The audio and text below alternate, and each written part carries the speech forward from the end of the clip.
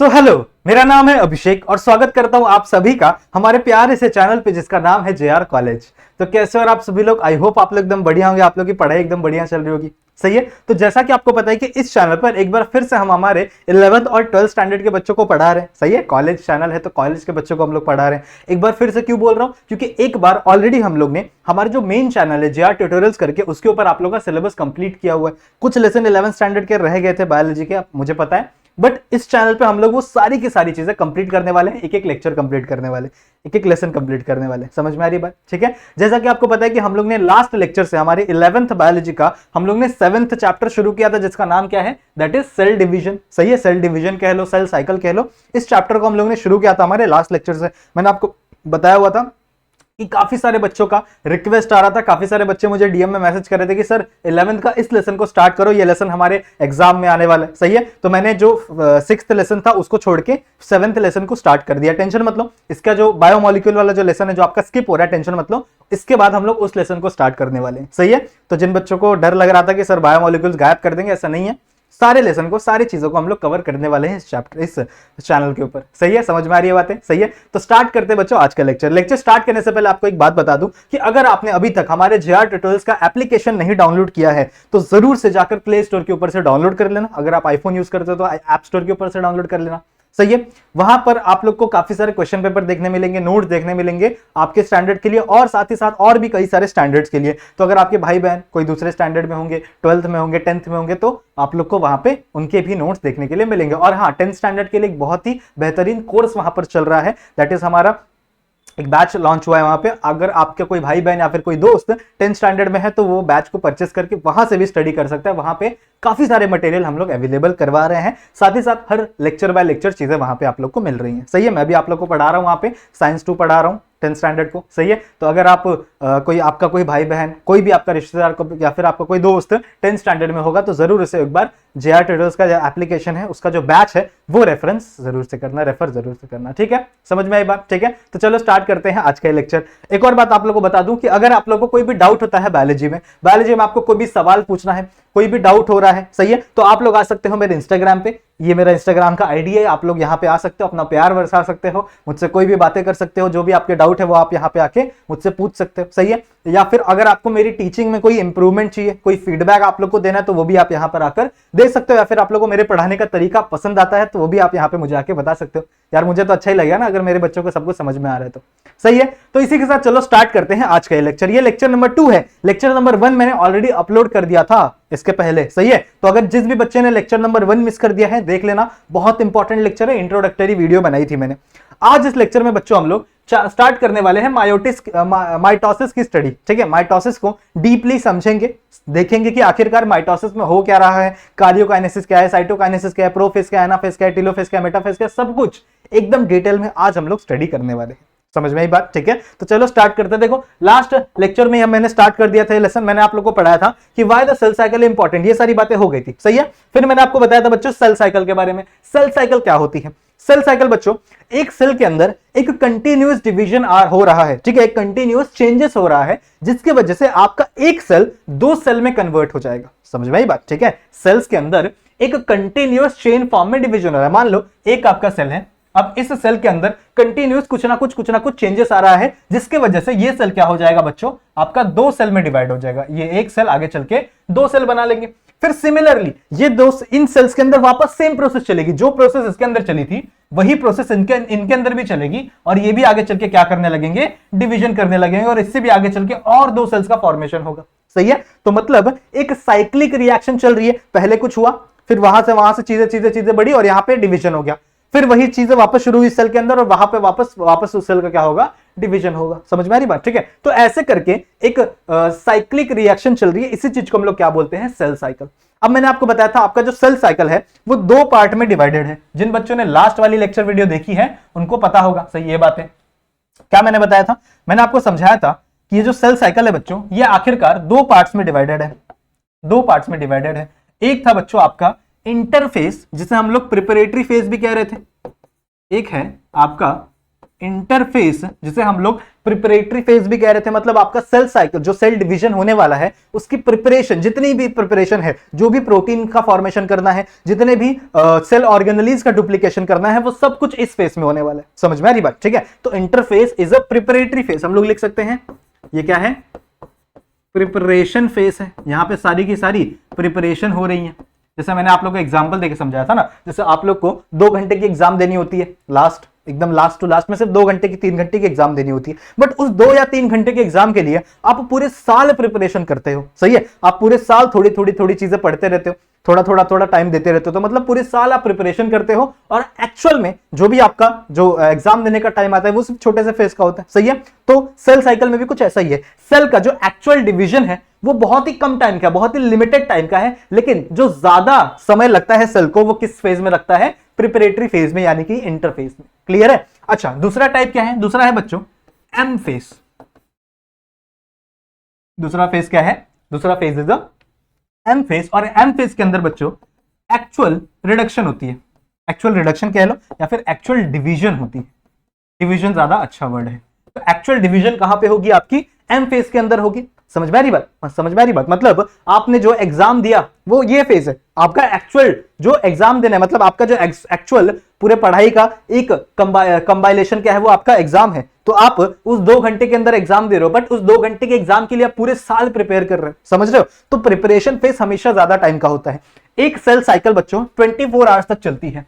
एक cell cycle को complete होने में ऑलमोस्ट 24 आवर्स लगते हैं। इन 24 आवर्स में से इंटरफेस अकेले ही 23 आवर्स लेकर चले जाता है। समझ रहे हो? मतलब 24 घंटे लग रहे हैं एक सेल को डिवाइड होने में, एक सेल साइकिल को कंप्लीट होने में। उस सेल साइकिल में से 24 आवर्स में से 23 आवर्स तो सिर्फ और सिर्फ कौन सा फेज है बच्चों? Preparatory phase. और 1 घंटा सिर्फ एक्चुअल डिवीजन होता है। समझ रहे हो? एक्चुअल डिवीजन सिर्फ 1 घंटे में होता है, बट उसका प्रिपरेशन कितना टाइम में लगता है बच्चों? 23 आवर्स। तो मतलब अगर एक सेल साइकिल कंप्लीट चल रही है, कंप्लीट सेल साइकिल को होने में कितना टाइम लगेगा? दैट इज 24 आवर्स लगेगा। उसमें से 23 आवर्स तो सिर्फ और सिर्फ क्या होने में जाएगा? प्रिपरेशन होने में जाएगा। समझ में आई बात? ये बातें हम लोग ने ऑलरेडी कर रखी थी। फिर मैंने आपको बताया था कि इंटरफेस आगे चल के 3 और छोटे छोटे नन्हे फेजेस में डिवाइड होता था। चाहिए 3 और फेजेस में आगे चल के डिवाइड हो रहा था। कौन कौन से फेज थे? याद करो, रिवाइज करो मेरे साथ। देखो, सबसे पहला फेज था G1 फेज।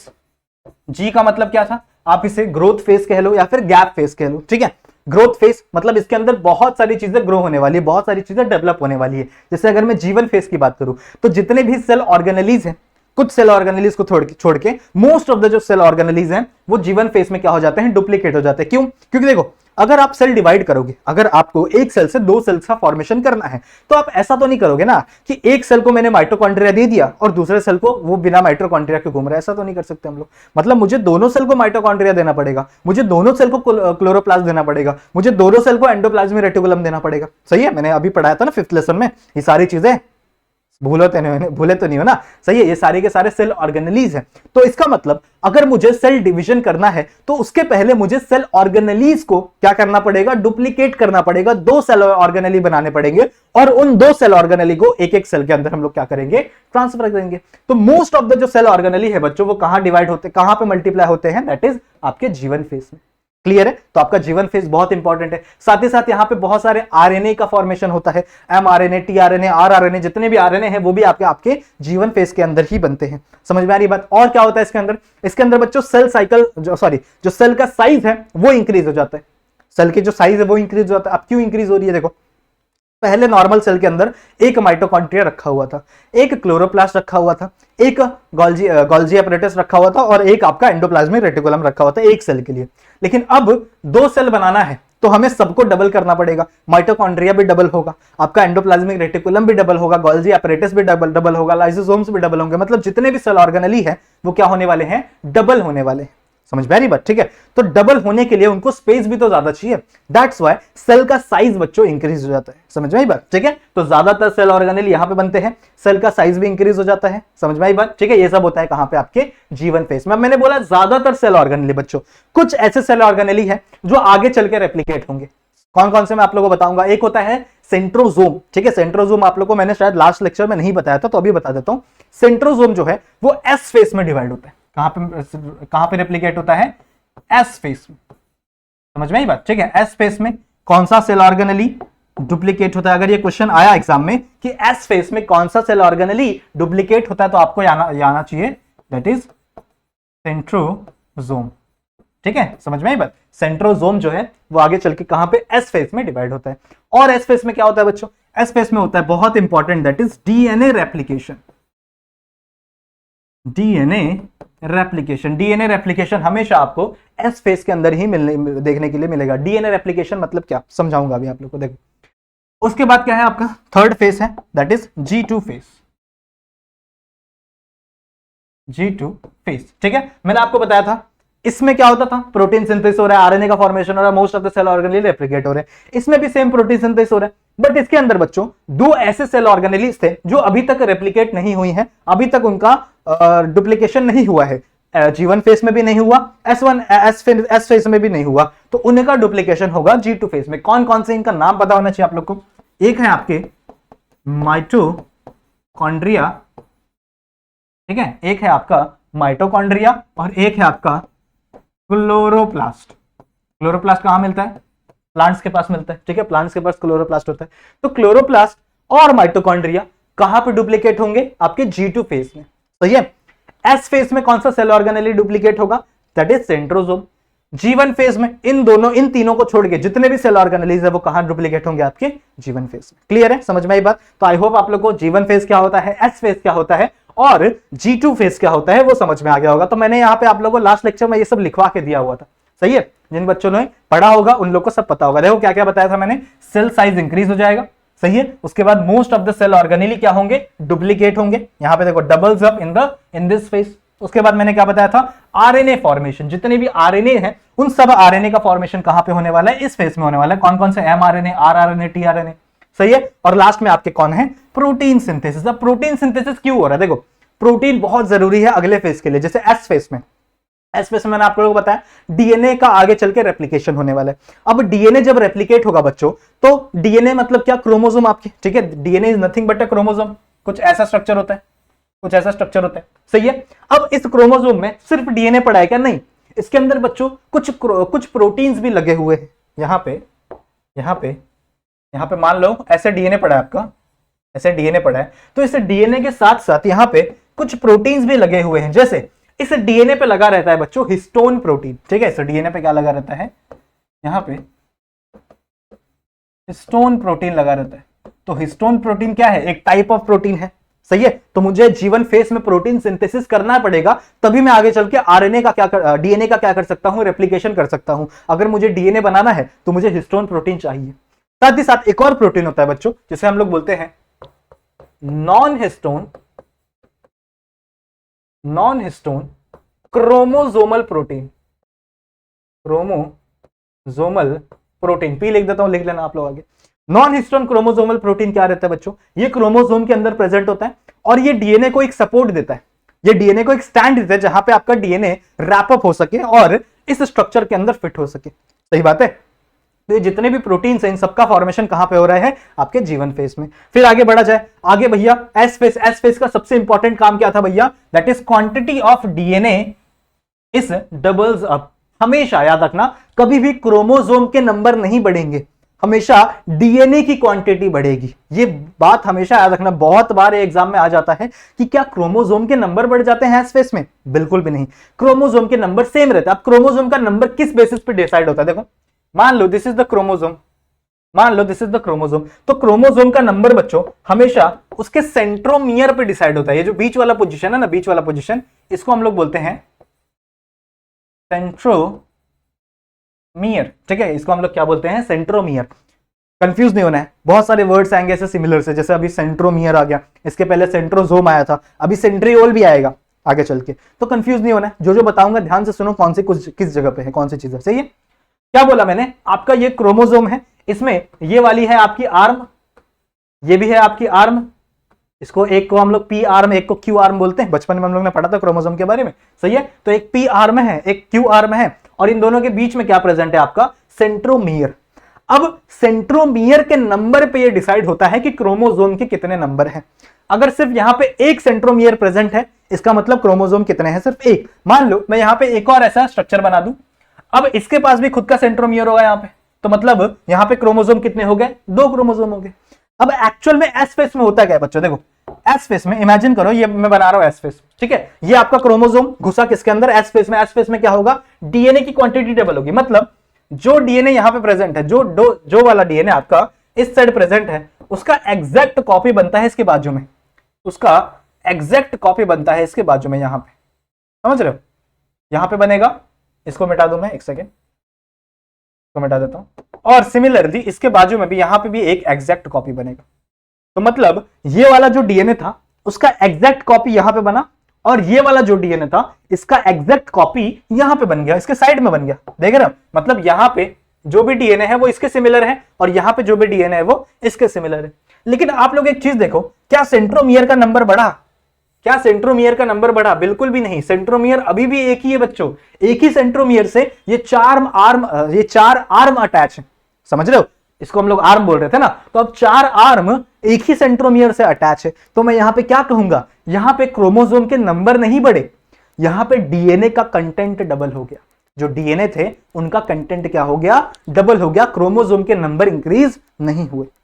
समझा मैंने क्या बोला, मैंने क्या बोला यहां पे कि ये जो क्रोमोसोम के नंबर हैं वो बिल्कुल भी नहीं बढ़े। क्रोमोसोम के नंबर किस बेसिस पे डिसाइड होते हैं, आपके सेंट्रोमियर के नंबर पे, जितने नंबर सेंट्रोमियर होंगे उतने ही नंबर क्या होंगे, आपके क्रोमोसोम होंगे।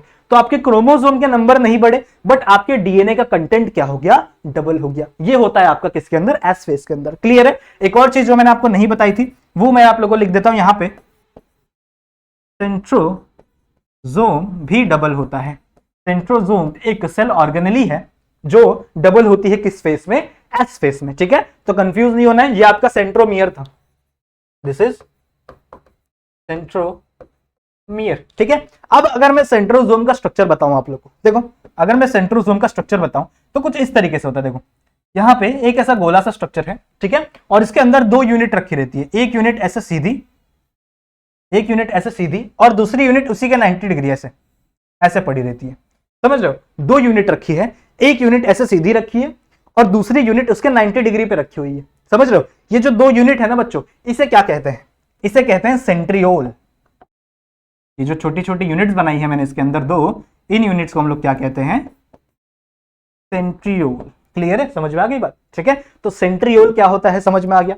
सेंट्रोजोम, इस पूरे को सेंट्रोजोम कहेंगे, इस पूरे स्ट्रक्चर को सेंट्रोजोम कहेंगे। इसके अंदर ये जो यूनिट है इसे हम लोग सेंट्रियोल कहेंगे, और सेंट्रोमियर समझ में आया, सेंट्रोमियर अलग कंसेप्ट है, समझ में आया बात, इतनी बातें क्लियर है। तो सेंट्रोजोम भी आपका डबल होगा कहां पे, आपके एस फेस के अंदर, ठीक है। ये बात मैंने आप लोगों को नहीं बताई थी लास्ट वाले लेक्चर में।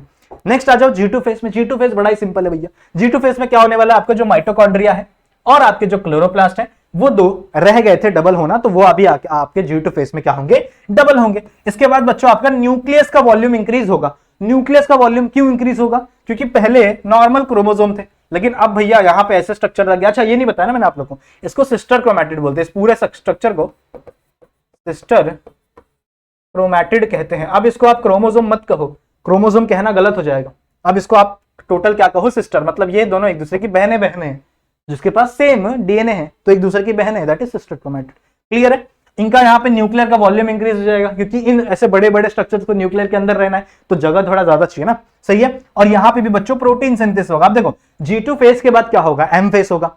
M फेस के अंदर एक्चुअल डिवीजन देखने के लिए मिलेगा, सही है। बहुत सारी चीजें यहाँ पे डिवाइड होंगी, तो बहुत सारे प्रोटीन्स के रिक्वायरमेंट M फेस में भी होते हैं। तो उन प्रोटीन के रिक्वायरमेंट, जो भी रिक्वायरमेंट M फेस में होने वाला है प्रोटीन का, वो सारे के सारे कहां बनेंगे, आपके G2 फेस में। क्लियर है। तो यहाँ पे भी प्रोटीन सिंथेसिस और आरएनए सिंथेसिस आप लोग को देखने के लिए मिलेगा। क्लियर है, समझ में आ गया, समझ में आ गया। तो आई होप आप लोगों को इतनी चीजें तो क्लियर है, जितनी चीजें मैंने अभी आप लोगों को बताई हैं, इतनी चीजें तो आपके दिमाग में क्लियर होंगी क्या होता है ये सारी चीजें।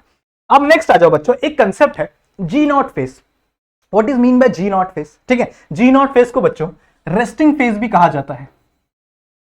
G0 फेस को रेस्टिंग फेस भी कहा जाता है। आपकी बुक में देखना एक ब्रैकेट बना के दिया होगा छोटा सा, और उसमें बोला होगा आस्क योर टीचर, और वहां पे लिखा होगा व्हाट इज G0 फेस। मैं आप लोगों को समझाता हूं। देखो G0 फेस क्या है, अभी मैंने आप लोगों को बताया, अभी तक हम लोग ने कितना पढ़ा है कि भैया सबसे पहले होता है G1 फेस, सही है। फिर आपका सेल जाता है G1 फेस से S फेस में, सही है।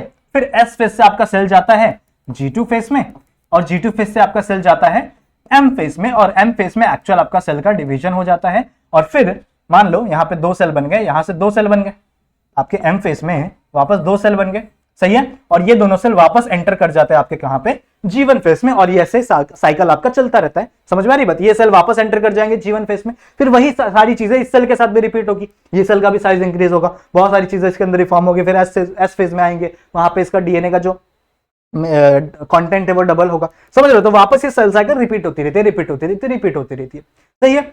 Now there are some cells in our body, उनको हम लोग कहते हैं बच्चों स्टेबल सेल, ठीक है। हमारे बॉडी में कुछ ऐसे सेल्स हैं जिन्हें हम लोग स्टेबल सेल का नाम देते हैं।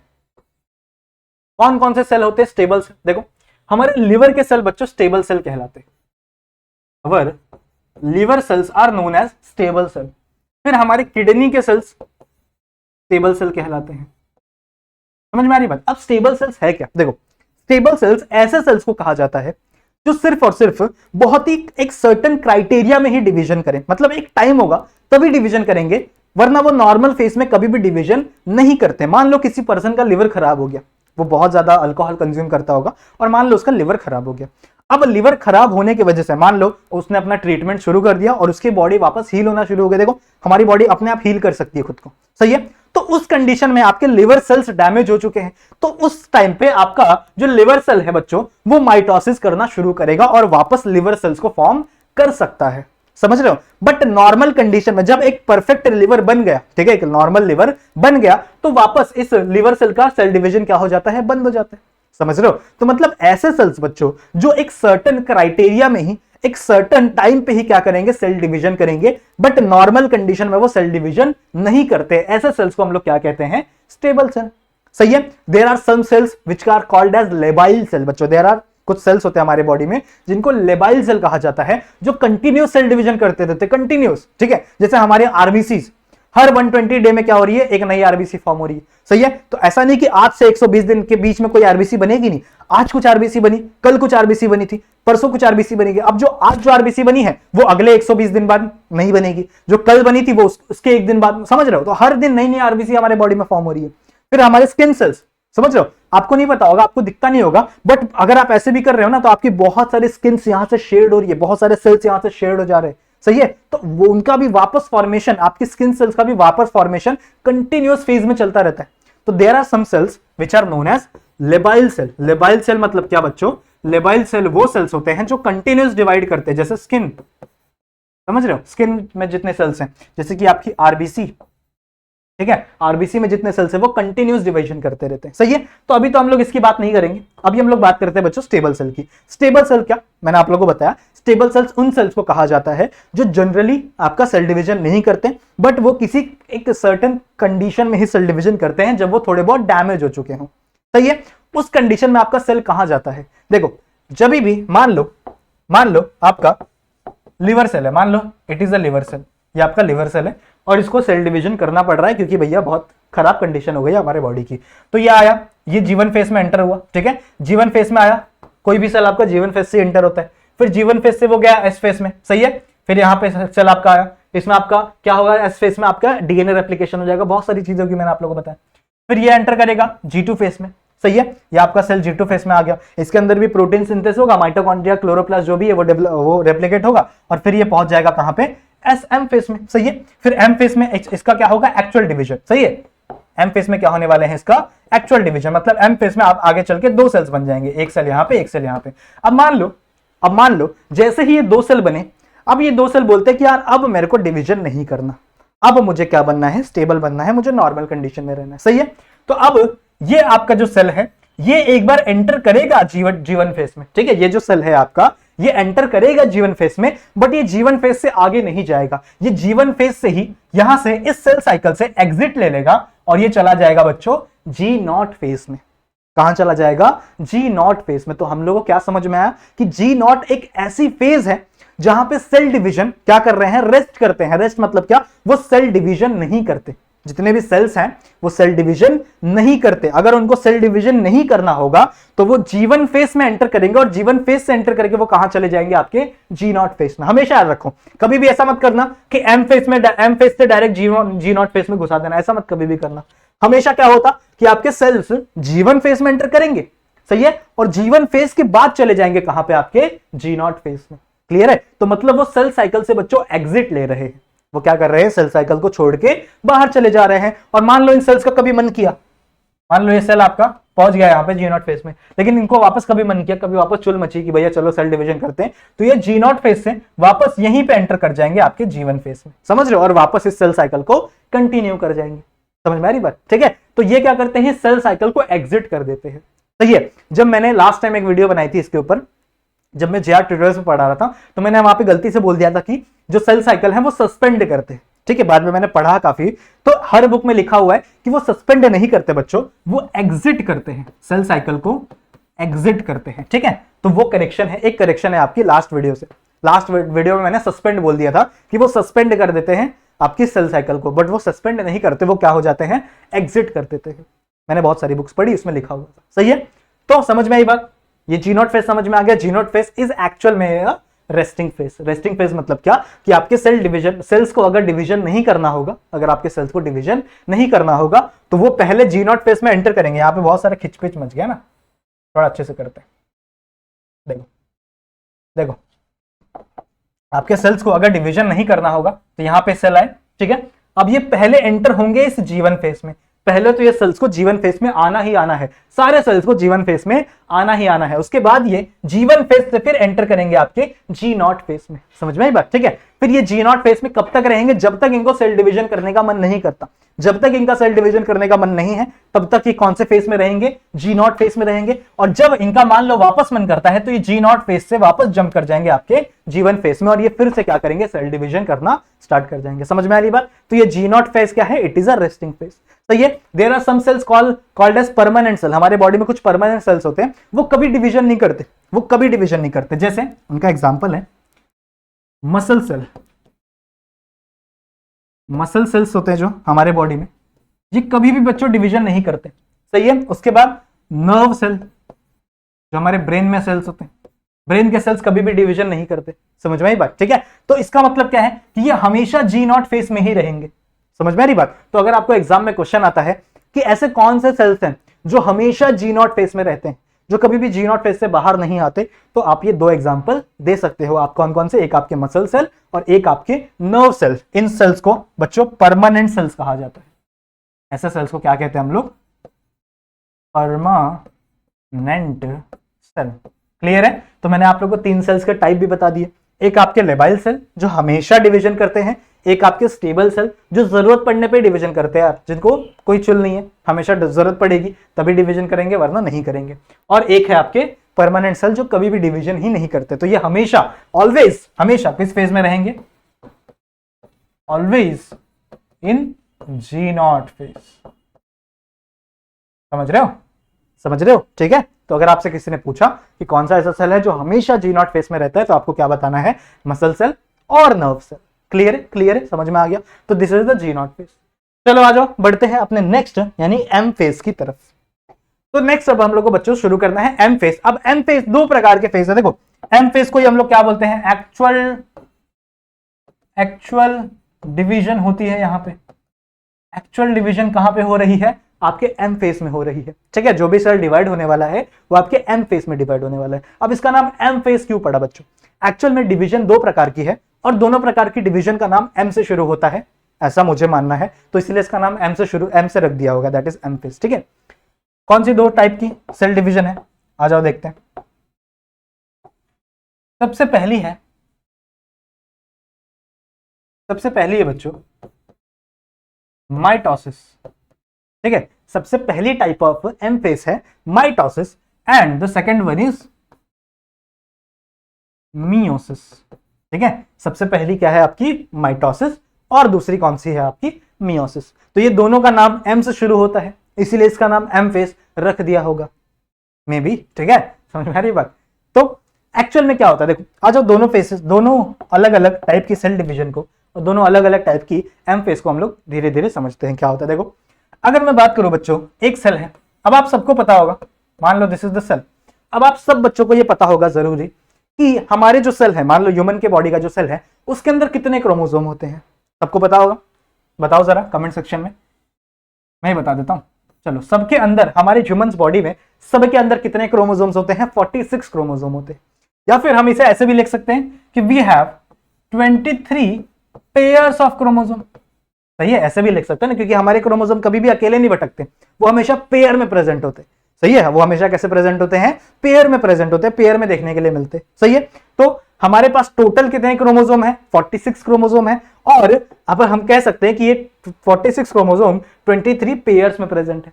सही है, that's why we are the diploid organism. ठीक है, हम लोग कैसे ऑर्गेनिज्म है बच्चों? We are the diploid organism. Diploid मतलब क्या? कि दो पेयर ऑफ क्रोमोसोम हमारे बॉडी में प्रेजेंट है। सही है, और इस डिप्लॉयड को हम लोग ऐसे 2n से दिखाते हैं। इस n की जगह कुछ भी डाल दो, नंबर ऑफ क्रोमोसोम, तो आप क्या, हम लोग क्या बोल सकते हैं कि we are the diploid organism and we have the 2n type of chromosome हमारे बॉडी में। सही है, 2n, n की जगह 23 डाल दो तो हमारे इधर टोटल कितने क्रोमोसोम हो जाएंगे? That is 46। समझ में आ रही बात? ठीक है, अब होगा क्या, देखो, मान लो एक ऐसे टाइप ऑफ सेल डिवीजन है जहां पे आपका ये सेल डिवाइड हो रहा है, जिस सेल के पास कितने क्रोमोसोम है? 23 पेयर ऑफ क्रोमोसोम, या फिर हम लोग कह सकते हैं 46 क्रोमोसोम, या फिर this is the diploid cell. ठीक है, अब जब ये सेल डिवाइड हो रहा है तो यहां पे दो सेल बनेंगे, एक सेल यहां पे और एक सेल यहां पे। This is the division. और अगर यहां पे ये जो दो नए नए सेल्स बने हैं ना, ये भी अगर क्या हुए? डिप्लॉयड हुए। अगर ये भी क्या हुए? डिप्लॉयड हुए। मान लो ये भी डिप्लॉयड हो गए और इनके अंदर भी 2n क्रोमोसोम है, मतलब टोटल कितने क्रोमोसोम है? इनके पास भी 46, सिमिलरली इसके पास भी 46। तो क्या बच्चों क्रोमोसोम के नंबर कम हुए आफ्टर द डिवीजन? देखो, क्या आफ्टर द डिवीजन क्रोमोसोम के नंबर कम हुए? देखो जरा, सोचो अपने मन में, क्या आफ्टर द डिवीजन नहीं कम हुए ना? नहीं कम हुए। हम लोग को क्रोमोसोम के नंबर क्या कम होते हुए दिख रहे हैं? नहीं, इसके अंदर भी 46 थे, तो इसके अंदर भी आपको 46 क्रोमोसोम दिख रहे हैं और इसके अंदर भी आपको 46 क्रोमोसोम दिख रहे हैं, मतलब यहां पे क्रोमोसोम्स के नंबर चेंज नहीं हुए। That's why this mitosis is also known as equational division. इसीलिए इस माइटोसिस को बच्चों इक्वेशनल डिवीजन भी कहा जाता है। इक्वेशनल डिवीजन मतलब क्या? क्रोमोसोम के नंबर हमेशा इक्वली मेंटेन रहते हैं। क्रोमोसोम के नंबर कभी भी ना कम होते हैं ना ज्यादा होते हैं, वो हमेशा इक्वली मेंटेन रहते हैं। समझ में आई बात? ठीक है, तो that's why this mitosis is known as equational division. और जो भी चीजें बताई मैंने वो माइटोसिस है। सही है, माइटोसिस में क्या होता है? कभी भी क्रोमोसोम के नंबर चेंज नहीं देखने के लिए होते। समझ में आई बात? किन सेल्स में होता है ये? दो सेल्स का नाम दिया हुआ है, एक है क्रोमैटिक सेल, सही है, और एक है आपके स्टेम सेल। स्टेम सेल्स कौन से होते हैं? स्टेम सेल्स वो जो हमारे रेड बोन मैरो में प्रेजेंट होते हैं, जो आगे चल के आरबीसी का प्रोडक्शन करते हैं। ठीक है, रेड स्टेम सेल्स के पास बच्चों इतनी एबिलिटी होती है कि वो हमारे बॉडी के कोई भी सेल्स को फॉर्म कर सकते हैं। समझ रहे हो? रेड स्टेम सेल्स के पास इतनी एबिलिटी है कि वो हमारे बॉडी के कोई भी दूसरे सेल्स को फॉर्म कर दे। वो चाहे तो हमारे स्किन सेल्स को बना दे, वो चाहे तो आरबीसी के सेल्स को बना दे, वो चाहे तो लिवर के सेल्स को बना दे, वो चाहे तो किडनी के सेल्स को बना दे। समझ रहे हो? तो इतनी उसके पास एबिलिटी है कि वो कोई भी सेल को फॉर्म कर सकता है। समझ रहे हो? इस पावर को हम लोग कहते हैं बच्चों प्लूरीपोटेंसी। इस पावर को हम लोग कहते हैं प्लूरीपोटेंसी। ठीक है, समझ में आई बात? प्लूरीपोटेंसी मतलब क्या? प्लूरीपोटेंसी इज द पावर। प्लूरीपोटेंसी एक पावर है जो किसके पास है? स्टेम सेल्स के पास है। इस पावर से वो क्या कर सकता है? इस पावर से वो किसी भी टाइप ऑफ के सेल्स का फॉर्मेशन कर सकता है। वो चाहे तो लिवर सेल बना दे, वो चाहे तो किडनी का सेल बना दे, मतलब कोई भी सेल्स का फॉर्मेशन आपका ये स्टेम सेल्स कर सकता है। समझ में आई बात? ठीक है, that's why this cell have a ability known as pluripotency. ठीक है, अगर मैं सोमैटिक सेल की बात करूं, सोमैटिक सेल क्या है? हमारे बॉडी के जर्म सेल्स को छोड़ के जितने भी सेल्स बचे हैं वो क्या है? सोमैटिक सेल है। जर्म सेल क्या? जर्म सेल्स बच्चों उन सेल्स को कहा जाता है जिससे हमारे बॉडी में गैमेट का फॉर्मेशन होता है। जैसे मेल में स्पर्म का गैमेट बनता है, फीमेल में ओवम बनता है। सही है, तो इन दोनों गैमेट का फॉर्मेशन जो भी सेल्स कराता है वो जर्म सेल कहलाता है। तो हमारे बॉडी में जर्म सेल्स को छोड़ के जितने भी सेल्स है, जर्म सेल और स्टेम सेल्स को छोड़ के जितने भी सेल्स है, मतलब हमारे हाथ के सेल, हमारे जितने भी टिश्यूज हैं, हमारे जितने भी लिवर्स हैं, वो जितने भी सेल्स हैं वो सब के सब किसके अंदर आते हैं? सोमैटिक सेल के अंदर आते हैं। क्लियर है? समझ में आ गई बात? तो माइटोसिस समझ में आ गया क्या होता है। आज माइटोसिस को थोड़ा सा डिटेल में पढ़ेंगे हम लोग, टेंशन मत लो। ठीक है, थोड़ा सा वीडियो लंबा होगा, कोई बात नहीं, लेकिन इसको खत्म जरूर से करेंगे। मियोसिस की बात करें बच्चों, मियोसिस एग्जैक्ट उल्टा है। पहली बात तो मियोसिस 2 स्टेप में होता है, मियोसिस 1, मियोसिस 2। ठीक है, मियोसिस 2 स्टेप का रिएक्शन है। तो मैं कह सकता हूं कि आपका एक सेल सबसे पहले आगे चल के 2 सेल में डिवाइड होगा। This is one cell, this is one cell. अब ये वाला जो सेल है ये 46 क्रोमोसोम को लेके घूम रहा है, मतलब ये डिप्लॉयड है। सही है, ये क्या है? डिप्लॉयड है। 2n क्रोमोसोम्स है इसके पास। बट जब ये डिवीजन करता है ना बच्चों, जब ये डिवीजन करता है तो ये हैप्लॉइड कर देता है सेल्स को। मतलब इसके पास टोटल 46 क्रोमोसोम थे, बट इसके पास 23 आ गए, इसके पास 23 आ गए। तो मतलब आधे आधे क्रोमोसोम से बांट दे रहा है। आधे क्रोमोसोम इसके पास चले गए, आधे क्रोमोसोम्स इसके पास चले गए। तो इसने क्या कर दिया? क्रोमोसोम को रिड्यूस कर दिया, रिड्यूस टू हाफ कर दिया। सही है। इस टाइप ऑफ सेल डिवीजन में क्या हो रहा है? क्रोमोसोम के नंबर क्या हो जा रहे हैं बच्चों? रिड्यूस हो जा रहे हैं। दैट्स व्हाई मियोसिस को हम लोग कहते हैं रिडक्शनल डिवीजन। ठीक है, मियोसिस का नाम क्या है? That is reductional division. समझ में आई बात? Meiosis is known as reductional division. Clear है? Reductional division. अच्छा, अभी मैंने जो आपको बताया एक्चुअल रिडक्शन होती है मियोसिस 1 में। ये जो मैंने आपको स्टेप दिखाया ये मियोसिस 1 का स्टेप है। एक्चुअल में ये सेल आगे चल के वापस डिवाइड होंगे, वापस डिवाइड होंगे। समझ रहे हो? और यहाँ पे आगे चल के 4 सेल्स का फॉर्मेशन करते हैं। एक्चुअल में मियोसिस में 4 सेल्स, 4 डॉटर सेल्स बनती हैं। ठीक है, यहाँ पे एक सेल बनी, यहाँ पे सेल बनी, यहाँ पे सेल बनी, यहाँ पे सेल बनी। अब इसमें वापस रिडक्शन थोड़ी देखने को मिलेगी। क्या 23 का वापस रिड्यूस कर दोगे? नहीं ना। तो एक्चुअल में ये जो मियोसिस 2 है, दिस इज मियोसिस 2। ये जो दूसरा डिवीजन हुआ है ये आपका मियोसिस 2 है।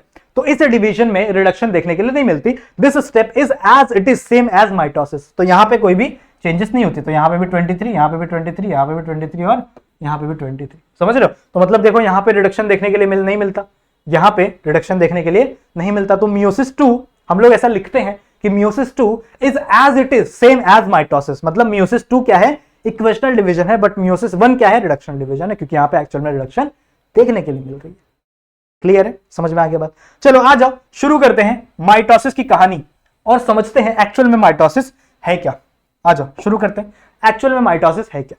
देखो माइटोसिस, अभी तक आप लोग ने कितना समझा है माइटोसिस को? आप लोग ने समझा है कि सर माइटोसिस, ये क्या लिख रहा हूं मैं, पाप कर रहा हूं मैं। एक्चुअल में mitosis is the equational division.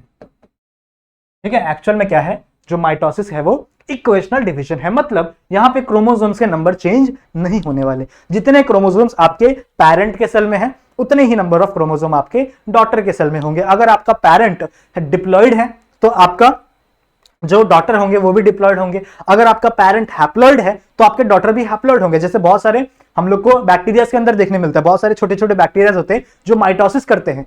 सही है, बट वो हैप्लॉयड होते हैं, इन द नेचर वो हैप्लॉयड होते हैं, उनका पेरेंट ही हैप्लॉयड है, तो उससे भी आगे चल के हैप्लॉयड सेल ही बनते हैं। मतलब यहाँ पे इनडायरेक्टली हम लोग ये कह रहे हैं कि क्रोमोसोम का नंबर चेंज नहीं होता। जितने क्रोमोसोम्स पेरेंट के पास है उतने ही क्रोमोसोम्स आपके डॉटर के पास भी होंगे। ठीक है, तो this is the mitosis.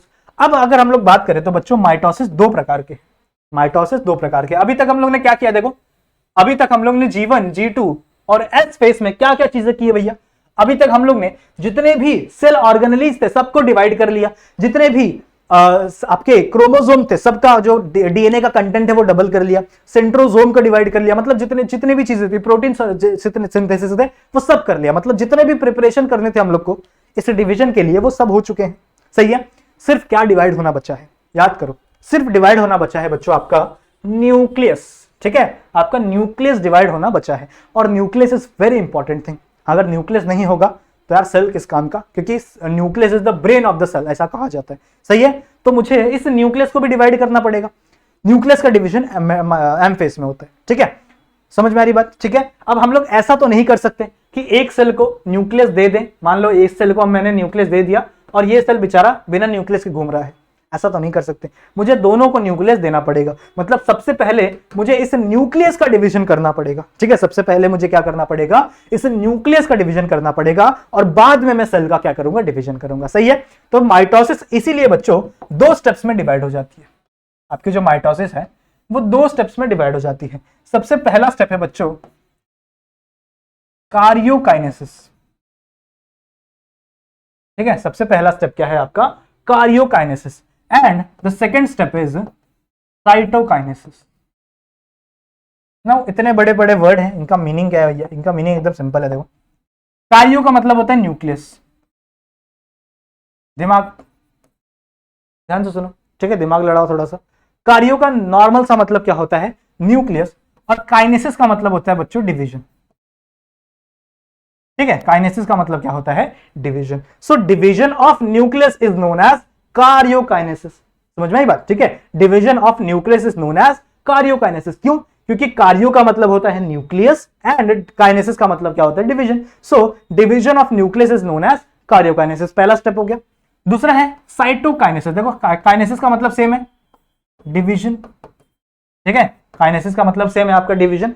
Cyto का मतलब होता है बच्चों साइटोप्लाज्म, साइटोप्लाज्म, समझ रहे हो, ठीक है। तो अगर जब आपका साइटोप्लाज्म डिवाइड होगा वो क्या हो जाएगा, साइटोकाइनेसिस। जब आपका न्यूक्लियस डिवाइड होगा तो वो क्या हो जाएगा आपका, दैट इज कार्डियोकाइनेसिस। अब सबसे पहले हमको क्या करना पड़ेगा, दिमाग लड़ाओ, क्या लग रहा है तुम लोग को? सबसे पहले हम लोग क्या करना पड़ेगा, इस न्यूक्लियस को डिवाइड करना पड़ेगा बच्चों, ठीक है। इस न्यूक्लियस को डिवाइड करके पहले मुझे कुछ इस तरीके का सेल बनाना पड़ेगा, ऐसा सेल जिसके अंदर 2 न्यूक्लियस है, समझ रहे हो। और फिर मैं आगे चल के इस सेल को क्या करूंगा, पूरी तरीके से डिवाइड करूंगा। क्लियर है, समझ में आ रही है बातें, ठीक है। तो सबसे पहले हम लोग पढ़ेंगे कार्योकाइनेसिस और उसके बाद हम लोग पढ़ेंगे साइटोकाइनेसिस। क्लियर है, ठीक है। तो this is the karyokinesis. Karyokinesis का मतलब अभी तक कितना समझा हम लोग को, कार्योकाइनेसिस मतलब न्यूक्लियस, कार्यो का मतलब क्या है, न्यूक्लियस, एंड काइनेसिस का मतलब क्या है, division. So division of nucleus is known as karyokinesis. अब कार्योकाइनेसिस के भी टोटल 4 स्टेप हैं, ठीक है। कार्योकाइनेसिस के भी टोटल 4 स्टेप है। क्या कर सकते हैं यार, पढ़ना तो पड़ेगा ही, दिया हुआ है। कौन कौन से, आ जाओ देखते हैं। 4 स्टेप हैं, चारों को आपको लाइन से याद रखना है, यहां पे लिख देता हूं। सबसे पहला स्टेप है बच्चों प्रोफेस, ठीक है। सबसे पहला स्टेप क्या है, प्रोफेस। फिर नेक्स्ट स्टेप है मेटाफेस, समझ रहे हो, ठीक है। फिर next anaphase, next is the anaphase and the last phase is telophase। I guess ये आप लोग ने 10th स्टैंडर्ड में भी पढ़ा होगा, सही है। अगर आप लोग ने जीआर ट्यूटोरियल से पढ़ा है तो मैंने आप लोग को पढ़ाया होगा ये सब, सही है।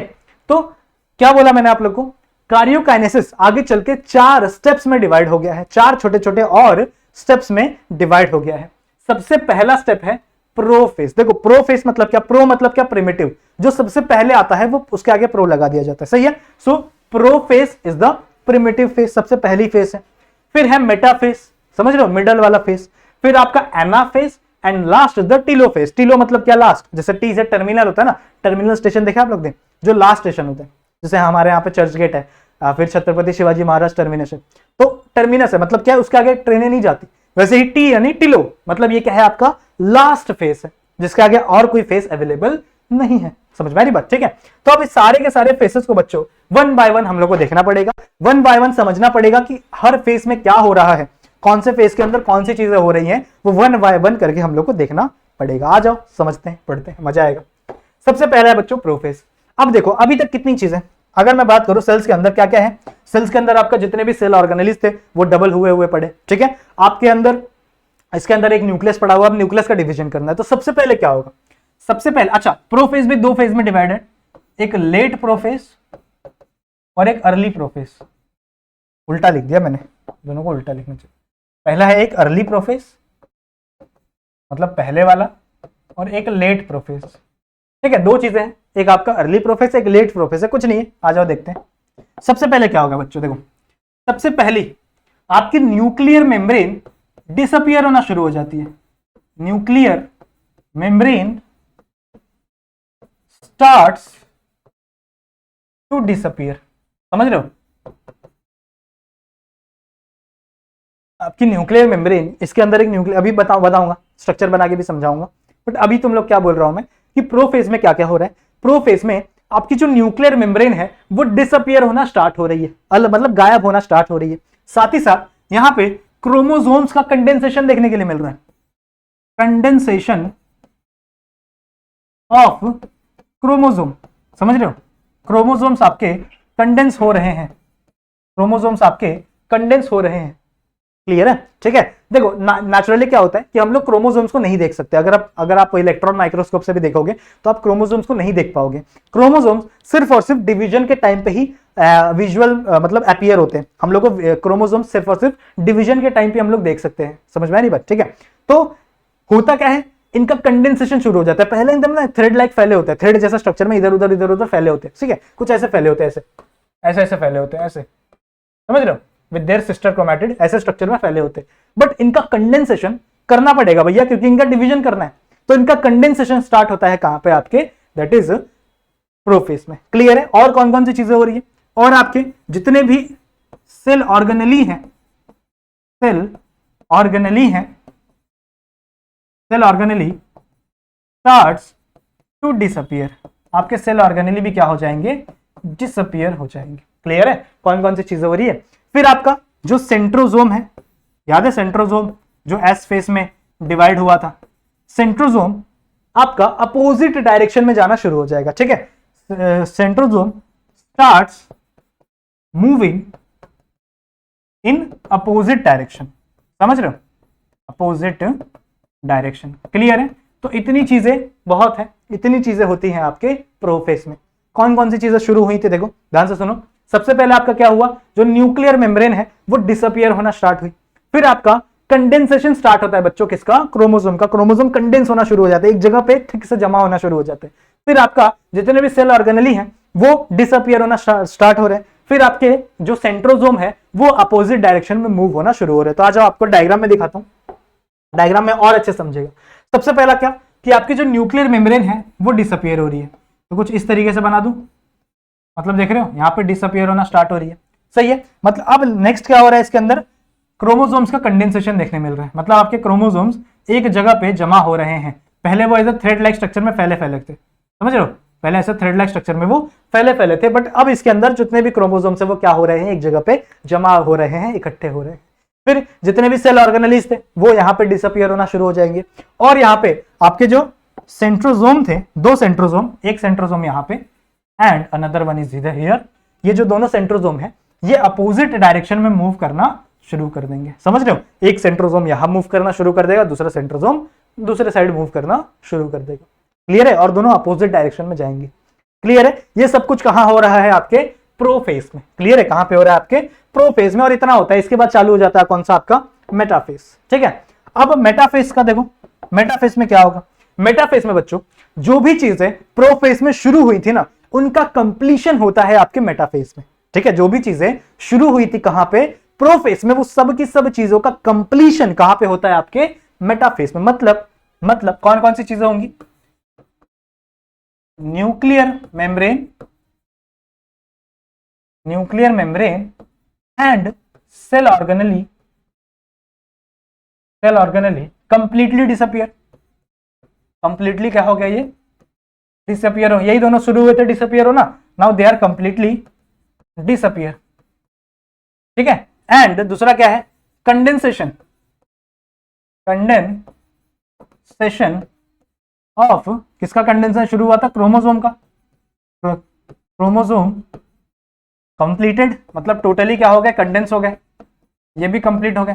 साथ ही साथ जितने भी सेंट्रोजोम थे वो अपोजिट रीजन में पहुंच गए हैं। ठीक है, सो तीसरा पॉइंट क्या बनेगा, that centrosome reached opposite direction. समझ रहे हो, अपोजिट डायरेक्शन में आपके जितने भी सेंट्रोजोम थे वो क्या हो गए, पहुंच गए। तो यहां से हम लोग क्या सीखने के लिए मिला, मेटाफेज में जितनी भी चीजें प्रोफेज में शुरू हुई थी बच्चों, वो सारी की सारी चीजें आकर कंप्लीट होती है कहां पे, आपके मेटाफेज में। क्लियर है? मेटाफेज में जो भी चीजें शुरू हुई थी आपके प्रोफेज में वो सारी चीजें क्या होती है, कंप्लीट होती है। अच्छा, एक इसमें स्पेशल चीज होती है, यहां पे बच्चों एक मेटामेरिक प्लेट बन जाती है। मेटामेरिक प्लेट में सारे के सारे क्रोमोसोम अरेंज हो जाते हैं। समझ रहे हो, आपके जितने भी क्रोमोसोम हैं वो अरेंज हो जाते हैं एक मेटामेरिक प्लेट में। क्लियर है? अब ये सारी चीजें मैंने आप लोगों को लिखवा तो दी है, डायग्राम में समझा देता हूं। डायग्राम में क्या समझेगा, देखो मैंने आप लोगों को बताया कि आपकी जो न्यूक्लियर मेम्ब्रेन है वो कंप्लीटली डिसअपियर हो गई है, तो वो नहीं बना सकता मैं।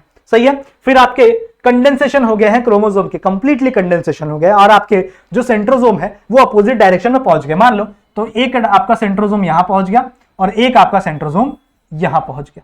क्लियर है? तो दोनों आपके centrosome, these are the centrosome, these are the centrosome. ठीक है, सेंट्रोजोम का स्ट्रक्चर पता है सारे बच्चों को, अभी बताया था मैंने आप लोगों को।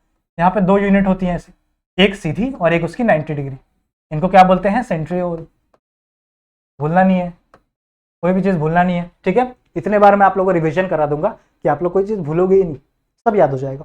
सही है, तो क्या बोला मैंने आप लोग को कि आपके सेंट्रियोल्स अपोजिट डायरेक्शन में पहुंच गए, एक सेंट्रियोल ऊपर पहुंच गया, एक सेंट्रियोल नीचे पहुंच गया, और आपके जितने भी क्रोमोसोम्स हैं वो सारे के सारे एक मेटामेरिक प्लेट में, एक इक्वेटोरियल प्लेन में अरेंज हो गए। इसको आप इक्वेटोरियल प्लेन भी लिख सकते हो, इक्वेटोरियल प्लेन में अरेंज हो गए। टोटल कितने क्रोमोसोम है? 46, बट मैं यहां पे 46 तो नहीं बना सकता, मैं आप लोगों को 2 या 3 बना के दिखाता हूं। मान लो आपके क्रोमोसोम्स कुछ ऐसे दिख रहे हैं, या फिर दूसरे कलर से बनाते, कौन सा कलर ले, चलो कुछ इस तरीके से दिख रहे हैं बच्चों, कुछ इस तरीके से दिख रहे हैं, समझ रहे हो, कुछ इस तरीके से दिख रहे हैं, समझ रहे हो। और ये सारे के सारे बच्चों एक लाइन में अरेंज हो गए हैं, एक लाइन में। दिस लाइन दिख रहे हो, ये जो लाइन दिख रही है ना, this line is metameric plate. ये जो लाइन दिख रही है, this line is metameric plate, या फिर आप इक्वेटोरियल प्लेन कह लो। समझ में आई बात? समझ में आई बात? क्लियर है? यहां तक क्लियर है? और क्या होता है इसके अंदर, और देखो और क्या होता है।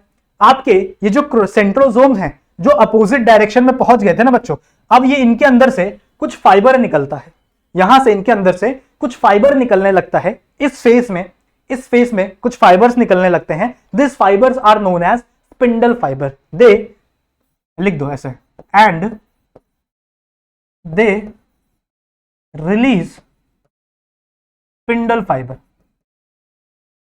स्पिंडल फाइबर, आई होप आप लोगों को दिख रहा होगा, वहां पे बना के दिखाता हूं, ठीक है। यहां से कुछ स्पिंडल फाइबर निकलता है, यहां से ऐसे ऐसे निकलने लगता है, इमेजिन कर पा रहे हो।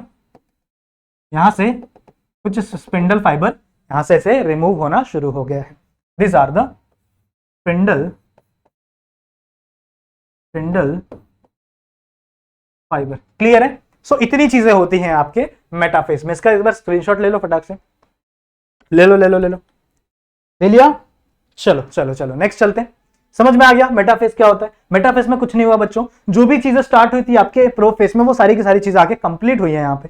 सही है? उसके बाद क्या हुआ, सेंट्रोसोम अपोजिट डायरेक्शन में पहुंच गए और वो यहां से कुछ फाइबर्स रिलीज करना शुरू किए। This fibre are known as spindle fibre.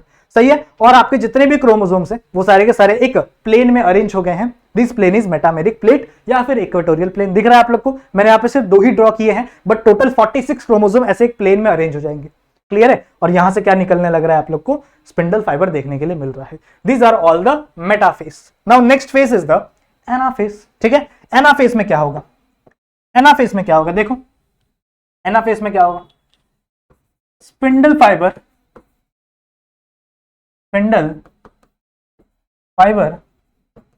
Attach to the chromosome से अटैच हो जाते हैं। वो थ्रू, किसके थ्रू अटैच होते हैं बच्चों? एक केमिकल लगा हुआ रहता है, एक केमिकल लगा हुआ रहता है बच्चों, जिस केमिकल को हम लोग कहते हैं काइनेटोकोर। क्या कहते हैं? काइनेटोकोर। ठीक है? काइनेटोकोर नामक एक केमिकल लगा हुआ रहता है दोनों साइड। काफी बच्चों को लगता है कि सेंट्रोमियर पे जाके आपका जो स्पिंडल फाइबर है वो अटैच हो जाता है, बहुत सारे बच्चों को लगता होगा। लेकिन आप लोग स्कूल में जाना, उन लोग से पूछना, तो उनको लगता होगा, ठीक है, कि और बहुत सारे टीचर्स भी ऐसा सिखाते हैं कि जो आपका सेंट्रोमियर है बीच वाला, ठीक है, उस पे जाके आपका स्पिंडल फाइबर अटैच हो जाता है। ऐसा नहीं होता। सेंट्रोमियर के साइड में कुछ केमिकल्स लगे होते हैं, उन केमिकल्स पे आपका जो स्पिंडल फाइबर है वो जाके अटैच हो जाता है। उस केमिकल को हम लोग क्या बोलते हैं? काइनेटोकोर। ठीक है? और नेक्स्ट क्या है? Splitting of chromosome take place. ठीक है? इसको मैं डायग्राम बना के दिखाता हूं तो ज्यादा अच्छे से समझेगा। ठीक है? पहले आप लोग को डायग्राम से समझाता हूं तो आप लोग को ज्यादा अच्छे से समझ में आएगा। देखो, दीज आर द, अब इसका नाम पता हो गया होगा ना, क्या है इसका नाम? सेंट्रोसोम। ठीक है? ये आपके अलग अलग सेंट्रोसोम। और बीच में क्या प्रेजेंट है? बीच में क्या प्रेजेंट है? यहां पे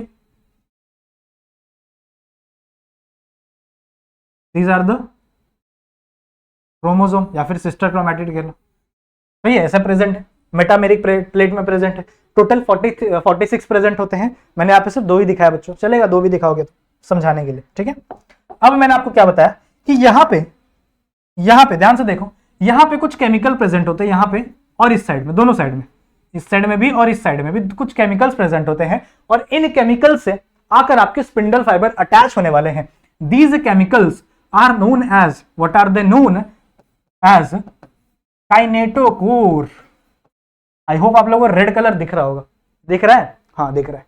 तो काइनेटोकोर क्या?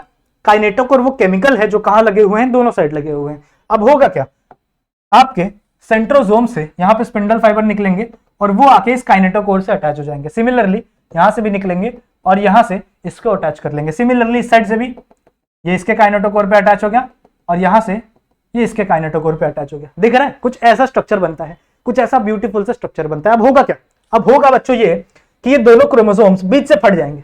इमेजिन करो कि एक आपका क्रोमोसोम यहां है, एक आपका क्रोमोसोम का आर्म यहां है और एक आपका क्रोमोसोम का ऐसे लगा हुआ है दोनों, और बीच में आपका सेंट्रोसोम है, और एक को ऊपर से खींचा जा रहा है, एक को नीचे से खींचा जा रहा है। देखो एक स्पिंडल फाइबर इसको नीचे से खींच रहा है, एक स्पिंडल फाइबर इसको ऊपर से खींच रहा है, तो दोनों क्या हो जाएंगे, से फट जाएंगे बीच में से। ठीक है, दोनों क्या हो जाएंगे, ऐसे बीच में से फट जाएंगे। यही मैंने यहां पर लिखा है, splitting of the chromosome takes place in the anaphase.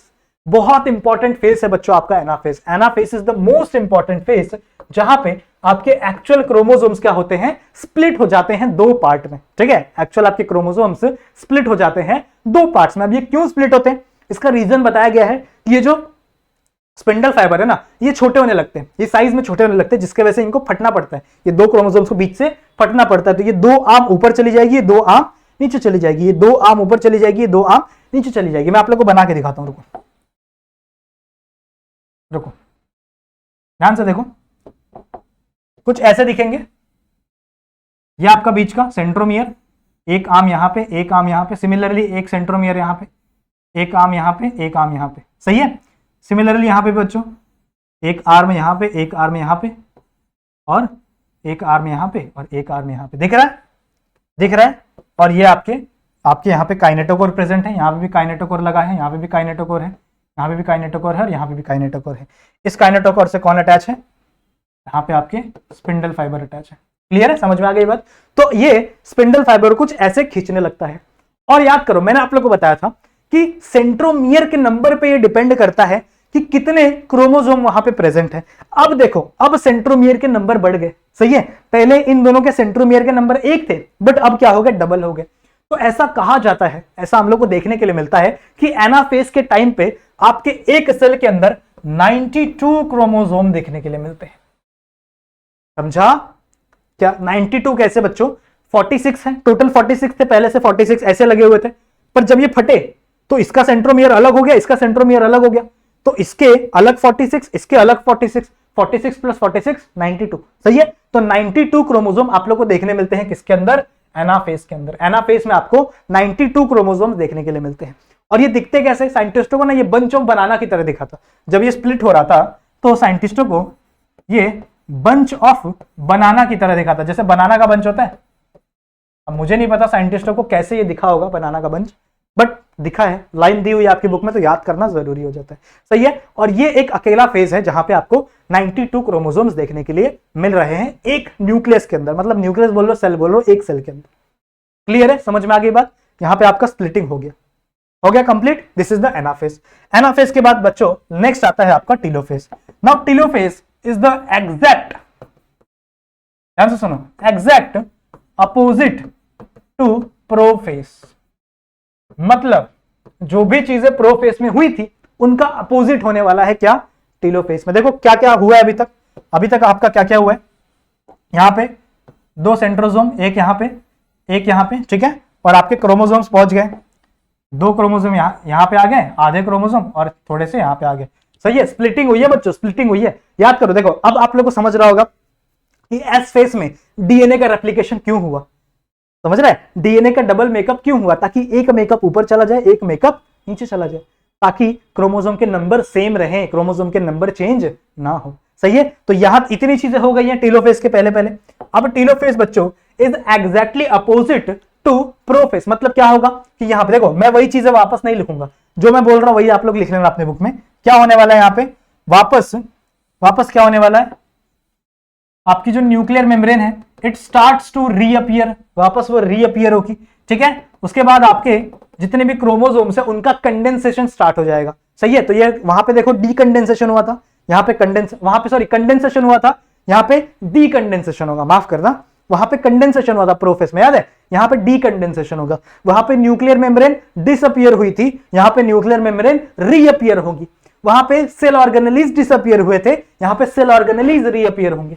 समझ रहे हो? तो जितनी भी चीजें आपकी प्रोफेज में हुई थी उसका एग्जैक्ट अपोजिट क्या होता है, आपका टेलोफेज। और ऐसे करके आपके 2 सेल्स बन जाते हैं, ऐसे करके आपके 2 सेल्स का फॉर्मेशन हो जाता है। क्लियर है, समझ में आ गया? तो यहां पे आपका न्यूक्लियस डिवाइड हो गया, देख रहा है, एक न्यूक्लियस ऊपर बन गया, एक न्यूक्लियस नीचे बन गया, तो न्यूक्लियस डिवीजन हो गया। इसका मतलब कार्योकाइनेसिस डन,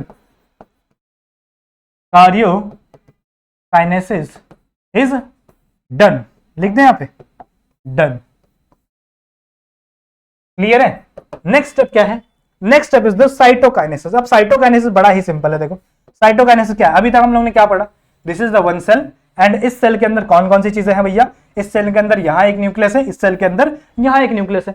अब इस सेल को बच्चों 2 जगह से प्रेशर लगता है। अगर ये एनिमल सेल की बात हो रही है, ये एनिमल सेल की बात हो रही है, क्योंकि एनिमल सेल के पास क्या प्रेजेंट होता है, सेल मेम्ब्रेन प्रेजेंट होती है। सेल मेम्ब्रेन काफी फ्लेक्सिबल होती है ना, फॉस्फोलिपिड से बनी हुई होती है, पढ़ा है हम लोग ने 5वें लेसन में। तो फॉस्फोलिपिड से बनी हुई मेम्ब्रेन है, तो बहुत ही फ्लेक्सिबल है। तो इसको एक जगह से यहां से पुश होता है, एक जगह से यहां से पुश होता है, तो ये बीच से क्या होने लगती है, ऐसे बेंड होने लगती है। बीच से जो सेल है ये बेंड होने लगता है, कुछ इस तरीके से दिखेगा यहाँ पे, कुछ इस तरीके से आपको देखने के लिए मिलेगा। और इसके अंदर आपके 2 न्यूक्लियस, एक न्यूक्लियस यहां पड़ा है, एक न्यूक्लियस यहां पड़ा है, और आगे चल के क्या हो जाएंगे, आगे चल के 2 सेल बन जाएंगे। सिंपल है, आगे चल के यहाँ पे 2 सेल बन जाएंगे, एक सेल यहाँ, एक सेल यहाँ। क्लियर है? और इसके अंदर एक न्यूक्लियस यहाँ, एक न्यूक्लियस यहाँ। ये बात हो गई एनिमल सेल की। प्लांट सेल के अंदर क्या प्लांट सेल की अगर बच्चों बात करूं तो प्लांट सेल के अंदर एक एक्स्ट्रा कवरिंग होती है। मान लो this is the plant cell and plant cell के अंदर यहाँ पे 2 न्यूक्लियस बन गए, बट हमें पता है कि प्लांट सेल के पास एक एक्स्ट्रा कवरिंग होती है जिसे हम लोग बोलते हैं cell wall. And cell wall बहुत ही टाइट होती है, सेल वॉल को ऐसे मोड़ना बहुत ही ज्यादा इम्पॉसिबल है, सेल वॉल को आप मोड़ ही नहीं सकते। समझ रहे हो? तो इसको तो भैया ऐसे बेंड करना पॉसिबल ही नहीं है। तो इसके अंदर होता क्या है, ध्यान से सुनो, प्लांट सेल्स के अंदर we are talking about plant cell, ठीक है? तो प्लांट सेल के अंदर होता क्या है कि यहां से एक सेल प्लेट बनना शुरू होती है, ठीक है? यहां से एक सेल प्लेट बनना शुरू होती है और ये ऐसे धीरे धीरे बढ़ने लगती है। समझ रहे हो? ये सेल प्लेट क्या होने लगती है, ऐसे धीरे धीरे बढ़ने लगती है, ऐसे ऐसे बढ़ते बढ़ते बढ़ते बढ़ते ये एक्चुअल में सेल के 2 डिवीजन कर देती है, मतलब ऊपर वाला पोर्शन अलग, नीचे वाला पोर्शन अलग। This is the cell plate, जो सिर्फ और सिर्फ कहां देखने मिलेगी आपको, प्लांट्स के अंदर। समझ रहे हो? सिर्फ और सिर्फ कहां देखने मिलेगी आपको, प्लांट्स के अंदर। बाकी एनिमल सेल इजीली डिवाइड हो जाता है। समझ रहे हो? तो एनिमल सेल बाहर से अंदर की तरफ आता है, एनिमल सेल बाहर से अंदर की तरफ, देख रहे हो, बाहर से प्रेशर लग रहा है और ये अंदर की तरफ मुड़ रहा है। लेकिन जो आपका जो प्लांट सेल है वो अंदर से बाहर की तरफ प्रेशर लगा रहा है। समझ रहे हो? अंदर से बाहर की तरफ बढ़ रहा है। समझ रहे हो? तो ऐसा यहां पे आपकी साइटोकाइनेसिस हो जाती है और यहां पे आपको दो सेल देखने के लिए मिलते हैं जिसके पास 2 अलग अलग न्यूक्लियस है। क्लियर है? So this is the mitosis. समझ रहे हो? माइटोसिस था जिसमें आपके क्रोमोसोम के नंबर चेंज नहीं होते। आई नो ये लेक्चर थोड़ा सा लंबा हो गया, 1 घंटा 3 मिनट अभी तक मुझे दिख रहा है, तो आई नो लेक्चर थोड़ा सा लंबा हो गया, बट जो मेरे प्यारे बच्चे हैं, जो मेरे से पढ़ने वाले बच्चे हैं, उनको तो मजा ही आया होगा पढ़ के। सही है? सो आई होप आप लोग को मजा आया होगा इस लेक्चर को देखने के बाद। अगर आप लोग को कोई भी डाउट है तो मैं आप लोग को पहले बता देता हूं, अगर आपको कोई भी डाउट है तो आप यहाँ पे आके मुझसे वो डाउट पूछ सकते हो, अपने फीडबैक शेयर कर सकते हो, जो भी आपको क्वेश्चन है मुझसे वो यहाँ पे आके कर सकते हो। मेरे इंस्टाग्राम का पर्सनल अकाउंट है।